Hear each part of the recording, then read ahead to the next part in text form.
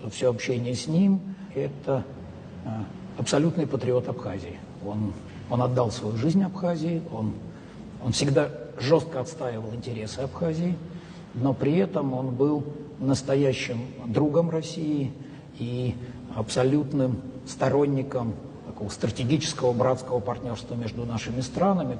С точки зрения моих личных ощущений, знаете, две, наверное, особенности. Первое, он был человеком без второго дна.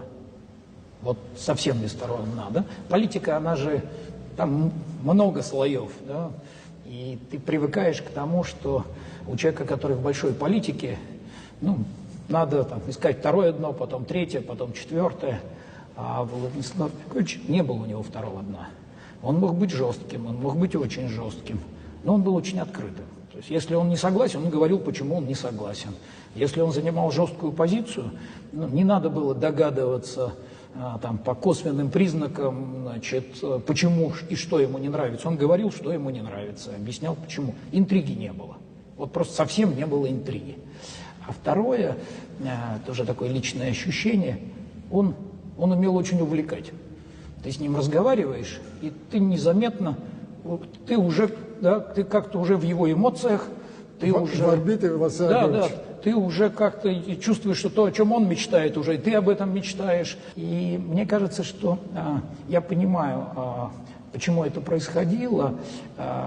Ведь эмоции – это такая штука, которая от человека к человеку передается только методом заражения. Оно по-другому не работает. Да? Для того, чтобы передать мечту, надо мечтать. Для того, чтобы передать любовь, надо любить. Для того, чтобы передать чувство патриотизма к своей стране, надо быть по-настоящему патриотом. Чтобы передать веру, надо верить.